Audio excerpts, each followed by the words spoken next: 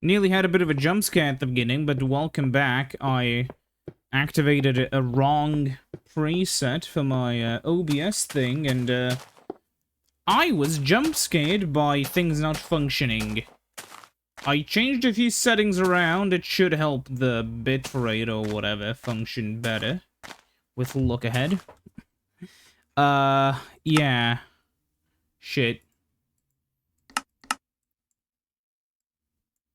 The way this game slowly loads stuff in sometimes will never be normal to me, but it is what it is. So... what are we doing today? Well, that's a really good question. So, if you weren't here last time, we did this.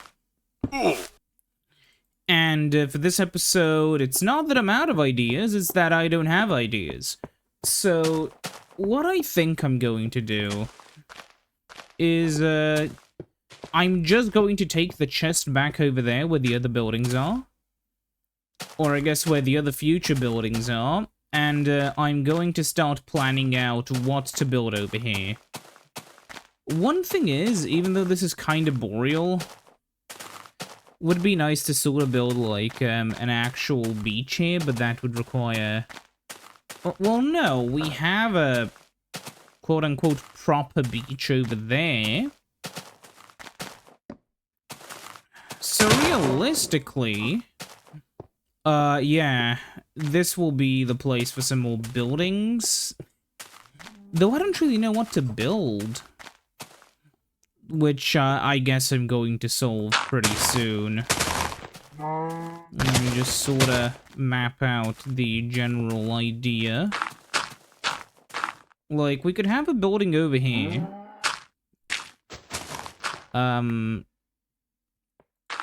That, kinda goes up until... honestly, like this. So that we could, if we need to, extend a path down there. Yeah, something like this. Maybe. We could kind of make a longish one like this. But this is gonna look a little bit weird.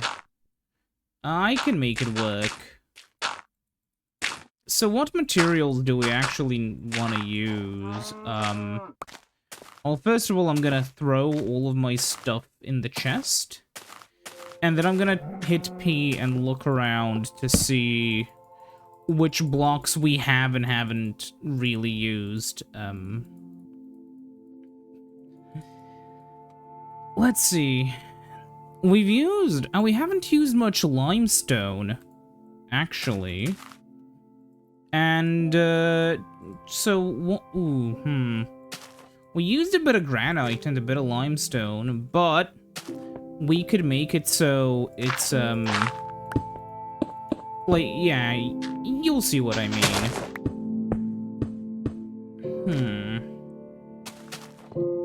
Too far is a little bit, yeah, okay, no. We'll have the main wall over here, and we'll have these guys kind of extend outwards, like this.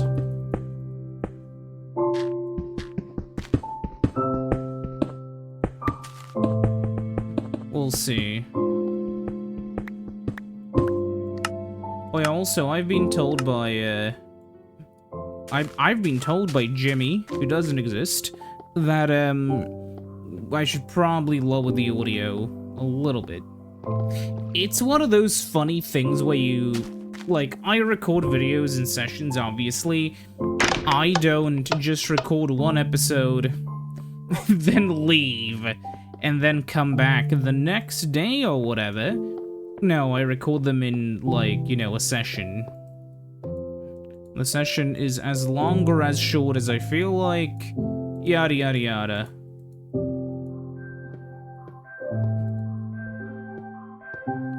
So yeah, I mean, that's how it... I went out the wrong side. Incredible. But yeah, I think that's how people usually do it, and even if they don't, I mean... it's kind of like how, you know, there's no real right or wrong way to do YouTube. It all depends on what you really want. If all you want are, like, you know, views or whatever, then it's, you should be making, like, Mr. Beast style, you know, skibbity toilet videos that are also, like, talk to a AI brain rot. You can think of something, right? But, when you're doing, you know, this sort of stuff... Oh, damn it. This, maybe, or this? Nah, we'll use normal bricks. But when you're doing this sort of stuff, there's really no right or wrong way to do it as long as you're happy with it, you know? Obviously, if you're making a review video, making you playing the game, like 90% of the review, is the wrong way to do it. You know, to be clear, you can still do something the wrong way. But, what I mean is that there's no, you know, you know what I mean. There's no, like, book on how to do YouTube. I mean, there is probably a lot of, like, snake oil bullshit, but that's true for every industry. It is kind of also maybe a little bit slimy to call YouTube an industry, but it's what it is. Yeah, I know, it's one of those things again when it's like art versus money, but the truth is it was never really about art on YouTube. Like, you know, there's always been an incentive. Back in the good old days, TM, when it wasn't all about money, it was all about being viral. And then eventually that turned into, you know, instead of doing, you know, like faking videos for money, it was just faking videos for popularity, for clout. And, well, it is down to the individual if you think it's better that people now fake stuff for money or for clout. In my opinion, I don't think they're really that comparable. Because often faking things for clout, because there's no monetary incentive, there were people who would, you know, fake something for clout, mainly so they could, you know, mainly so they could just get clicks, mainly so they could get people talking, and there wasn't this whole goal of, hey, I am going to get rich from this. So, like, the perspective people had was different. These days, when stuff is, you know, more about money than about actual, you know, clicks, it's different. Again, I don't know. I wouldn't say it's better or worse, necessarily. Maybe a little bit worse, because I guess, yeah, you could argue it's worse now because there's a profit incentive instead of just a trolling incentive. So, like, even if I didn't want to, you know, like, if I was doing this as, like, a real job, TM, I wouldn't be doing the stuff I am now, right? Like, if I want to make a popular video, quote-unquote, I kind of understand what I have to do, and I do it, but, like, it's not my job, so you know how it goes, but, you know, in the same light, if I was just making a, you know, if it was my job, I would have a larger incentive to, like, inflate stuff, to talk about stuff in a way that may not be the most accurate, but, you know, to spice it up to make a more interesting video for more views. You know, instead of making a video called, like, you know, I try to make my videos between the PS1 and N64 neutral. The issue is that for some stuff, you can't really be neutral.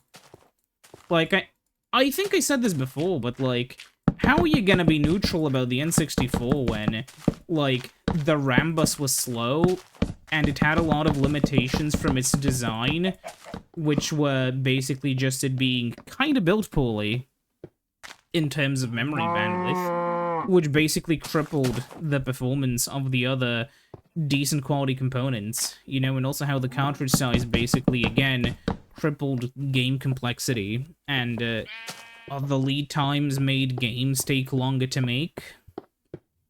Because when you made when you prepare a disc for Sony to print, it takes a lot less time, blah blah blah. It all adds up in the end. And trying to talk about both of them neutrally, I think, kind of biases you towards the PS1, purely because, from my experience, the PS1 is just a lot less of a painful system in that respect. Like, yeah, sure, you can argue, oh, it's not like the PS1 didn't have its own problems. It had wobbling textures. Dun dun dun. And, like, okay, but that was a developer, like, bottleneck that was not that hard to fix. Like, well, how do you fix the wobble? Well, you subdivide polygons to, an acceptable point in terms of visuals and performance. Well, you can't fix the wobble, that's just a GPU thing. I'm talking about, like, the texture warping, I'm sorry. Like, you can go around that, you can mitigate that, I mean, yeah, sure. Because you have to subdivide, now you have less processing power for the, rest of the scene. But it can be done, and games can still look really good while using that tech. Meanwhile, like on the N64, the fuck can you do? It's just like, you can't compress things down infinitely or forever, or realistically for a while even. You start running into issues relatively quickly. So, like, what's the option here? The option is to do nothing, really. And a lot of developers really tried compressing stuff. I mean, Quake 1 and 2 load super slowly on the N64 because the developers thought, okay, we have to fit these on here, we're gonna compress them. Oops. And there was no way to fix it, so they just left it compressed. And yeah, the games loaded slowly, but hey, they loaded, and they ran, and they will get ports, so there you go.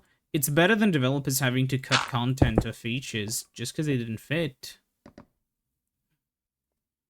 And, like, realistically, if the N64 just used CDs, I talked about this in that one video that got quite a lot of views compared to what I usually make. If I made a video that was, like, talking about, that sort of stuff, well, no, wait, let me try this again. When I made that video, I specifically mentioned, like, the biggest issue... Yeah, sure, the memory was the issue, of course, but the biggest issue for devs was just the cartridges. Like, all the other issues that the developers had to face were kind of secondary to actually making sure the game fits so you can ship it.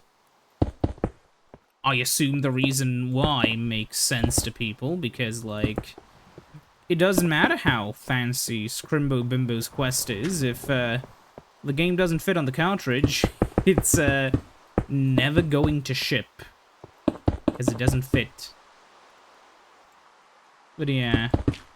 Also, to be fair, like, I know I and some other people kinda use, Scrimbo Bimbo, Scrimblo Bimblo, whatever the term is, derogatorily to make fun of, like, kiddie games, but, like...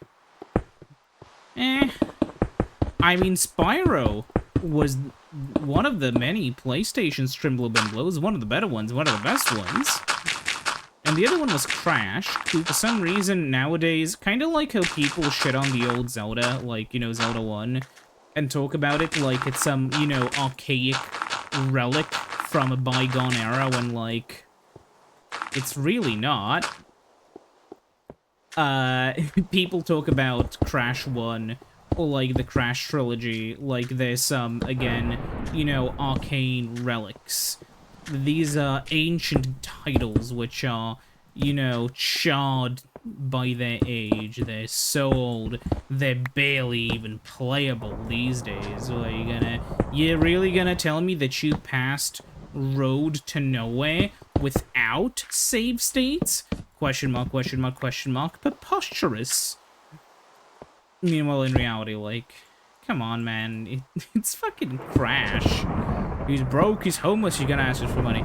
But, you know, generally speaking, a lot of, and it's not just, like, people talk about Zoomers doing this, it's not Zoomers. Most of the time, a lot, you know, it's just people who don't like Crash, and who didn't like Crash back in the day. So, now they finally have a chance to air their grievances about, the game and complain. Or somebody who could never beat Zelda as a kid complaining.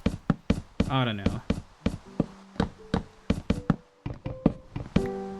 Generally, it's really rare for, like, a good game. Sorry, it's really rare for a bad game to sell a lot. I mean, there are examples if it's, like, a hyper-casual game or whatever, right? But, like, if it's a normal game... if it's, like, if it's a real video game where it costs actual money and it's not, like, shovelware or whatever, chances are, if it sold a lot, there was something which people valued in it, and that something is why people bought it. It's not like, you know, a bunch of British teenagers buying FIFA every year and making it sell like 70 bajillion units. Which, to be fair, you know, I'm not a fan of FIFA, I'm not a fan of sports games at all, because I like my video games without a slot machine.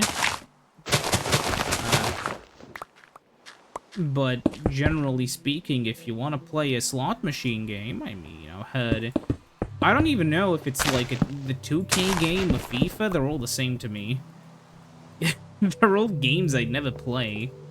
So yeah, but generally speaking, you know, it's one of those things where, like, you could complain about it, but who's gonna really give a shit? They're sports games. Their target demographic already doesn't give a shit, because they're buying sports games, like, be real here. The average sports game player just, like, you know, sees, oh, there's a new FIFA out. What does it add compared to the old one? Doesn't matter. I already bought it. To them, it matters that it's FIFA. Or maybe it has, like, I think somebody said it really matters that it has all the new characters, which, I mean, I guess if it's so important to pay for a character pack for people, but it's just one of those things which, if you're not into sports, you're not gonna understand. I mean, I don't understand it at all. Like, I would never pay money for a fucking character pack for a game I don't care about, because, ooh, the sportsman on it is different. But if you like sports, you know, you'll have a very different outlook on that. So again, it's one of those things where, yeah, I don't like sports games, but it's because I don't like them. Which sounds really stupid when you say it that way, but yeah, it's circular logic.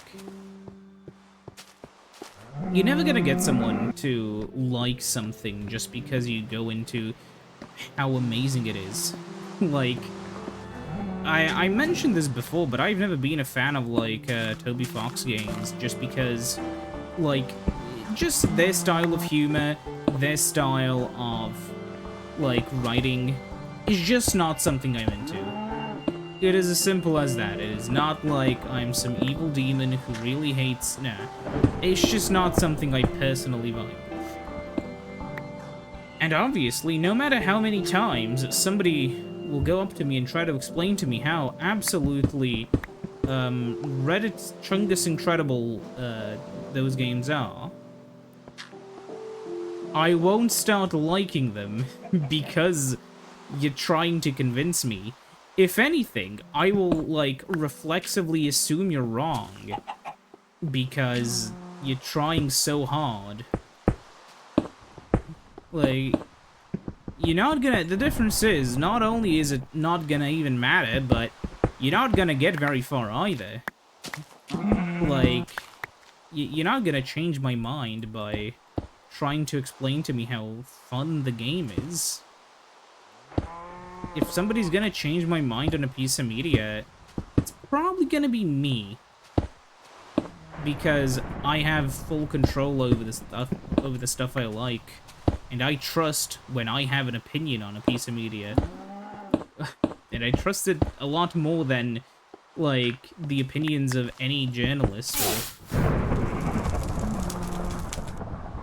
Well, that was kind of mean. You know, I trust my opinions more than the opinions of a journalist because, well, some journalists may have their own opinions, their own thoughts, and I may not agree with them. Because they're a journalist who has different experiences. A journalist may play a game and they may think about, oh, this and that and the other that I just don't.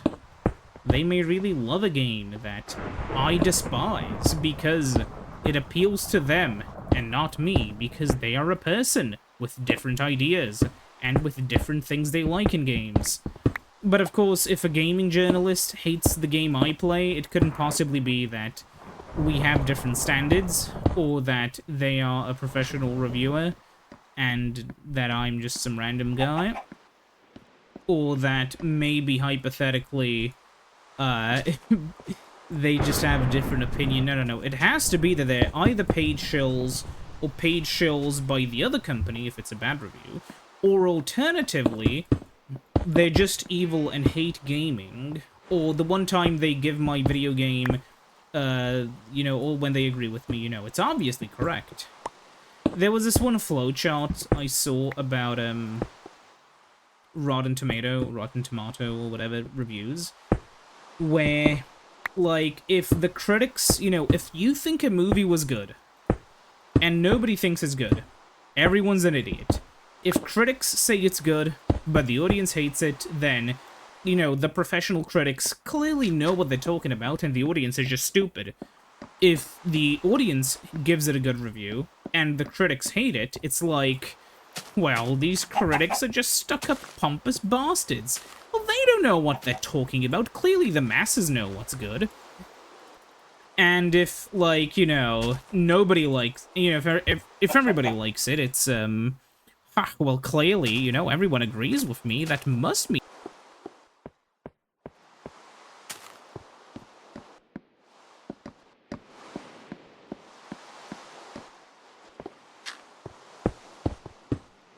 twist into a fucking pretzel trying to justify why, you know, something agrees with them. And the same thing will happen with video game consoles, which is probably funny. I remember talking to a guy who... Can I say where he works at? Tech company, hardware manufacturer, whatever. Big one. And he told me, like, he wanted to get into the sort of, you know, nerd space, like, you know, gaming consoles and stuff, like retro stuff. But he just couldn't because there was so much toxicity in the community. And, like, you know, you try to talk about something and you'll just get fucking shouted down at by randos.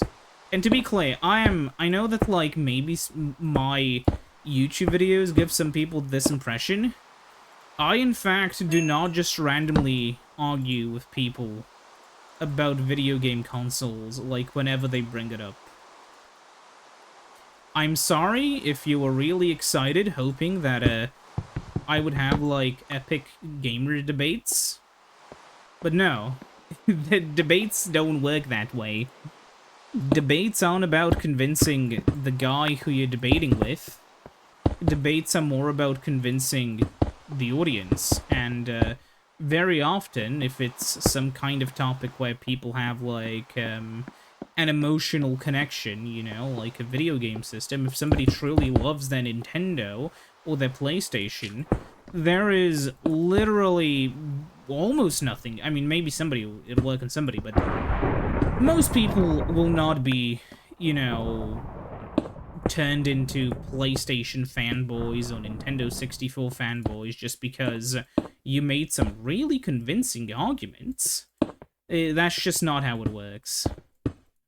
And for the people who do, there was probably already some kind of, like, predisposition to liking your arguments.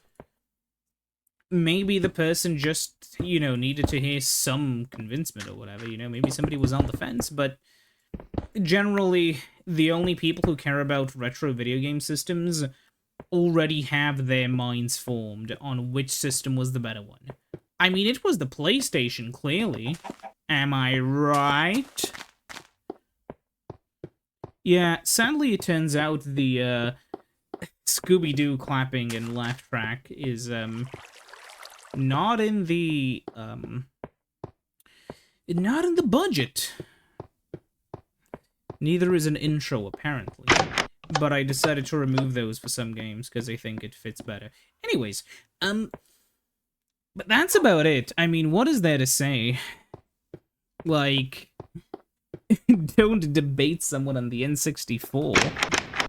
Because, like, at the end of the day, there are at least a few, I'm gonna call them, like, circles, which you can get into, where, you know, you'll start running in a circle. It's kind of like, you know, comparing video games from the two systems is gonna be like, you know, you can be stuck here forever, because it depends on what somebody values. Like, if I had to pick between the systems purely based on their games, I'd obviously go with a PlayStation, because to me, Final Fantasy VII has more value than, like, half the N64 library. What? Wait, you're gonna convince me all the fucking sports and racing games on the N64 have as much value as Final Fantasy VII? No. But to somebody who really loves Banjo-Kazooie, there's no way, you know, you're gonna convince them, oh yeah, mate, trust me, yeah, Banjo-Kazooie, pretty good game, right? But you're not gonna believe this, there's this game called Final Fantasy. You know, I mean, you could maybe convince him that it's a good game. I mean, chances are, if he's not, like, you know, a rabid N64 fanboy, and if he's just, like, a normal guy who loves the system, I mean, he would admit, like, yeah, sure, it's a good game. Because it is. But you're not gonna have any luck in just, like, you know, convincing people that, oh, your game is nothing compared to this other game. But, like, in case you want to do that, what you could do is, instead... Well, what you could do is you could become a popular YouTuber and then lie to other people, but, like... I don't know, I could never stoop as low as someone like Video Game Donkey, so... Nah. No thanks, I'm gonna stay genuine. I'm not gonna make reviews where I misrepresent the games I play. I'm not gonna make reviews where I lie about the games I play, and I'm not gonna double down by saying, hey guys, it's all a joke, so you can't call me out for making stuff up. Now you may be wondering, but Kuriouchi, that review of Octopath Traveler was a while ago, and to that I say, well, that murder was from a while ago doesn't work when you talk to a cop. So, he said my video game was bad, for stupid reasons. He should be prosecuted for video game murder. Video game attempted assassination. Because it still got a sequel. But, like, genuinely, I'm just really allergic to seeing people, like, get away with basically years of bullshitting. Which I understand every single game review, when you talk about something, always has some level of, let's call it bullshitting, you know? It's only the difference that there's some acceptable and unacceptable levels. Like, if you played a game like, I don't know, fuck, what's a objectively good game? Obviously, such a thing doesn't actually exist. If anybody ever tells you something is objectively good or bad, run and scream while running. But if we look at a game that's quote-unquote objectively good, right? Let's take something like... Yeah, sure, whatever. Let's take, fucking... Super Mario Bros. Wonder, because that's a game which everybody loved, didn't they? Well, guess what? You could have... There is an actually legitimate critique, which is the game has really weak bosses. Yeah, the final boss fight is cool and all, but a lot of the bosses are just kinda weak. You know, the game focuses more on the levels than the bosses, and that's fine. But for a Mario game, people just expect more bosses, you know? So it's a little bit jarring to people. But in a review where you talk about Mario, Wonder, you're not going to put up that much time about talking about the bosses. Like, to me, when I was playing it, I wasn't even that, concerned in a negative way, about the lack of bosses. I was just like, oh, we have less bosses in here? Whatever. To me in a review, that wouldn't even cross my mind to put in as a negative. Because to me, it's just a game design quirk. It's not really a negative, it's just a sort of neutral thing. Oh, hey, they changed the design. But of course, just like how people can get so fucking mad about Sega, like, changing Sonic's eye color, people will be mad at this as well. And, like, in a review of Mario, Wonder, I wouldn't mention the bosses in that negative of a light. I would talk about how superlative awesome the theming is or whatever. I wouldn't complain that a few of the Wonder Seeds repeat, because who cares? There were so many times when I heard people complain, oh, Nintendo uses this cool mechanic for one level and then drops it, and then the same guy turns around and complains they reused mechanics in Wonder. You know who you are, I'm not mentioning you. Yeah, similarly, people will just shit on, like, the fucking latest Pokemon games or whatever, without actually playing them. And then I talk to a real human being who actually played the video game, and then their take is like, oh, I really dislike how they made the raid bosses so annoyingly difficult for, like, 7-star Terra raids. And, shockingly, if you played Pokemon Scarlet and Violet, or even if you have ears and something between the ears to, understand the thoughts, that's like an actual critique. Unlike just saying that Game Freak got lazy, game bad, lol. But tell you what, I think this is a good place to split it. I think maybe it's bad for these videos to leave these kinds of topics on a cliffhanger, or it may be very good. If you somehow watched up until the end, comment down below, tell me what you think. See you next time, bye-bye.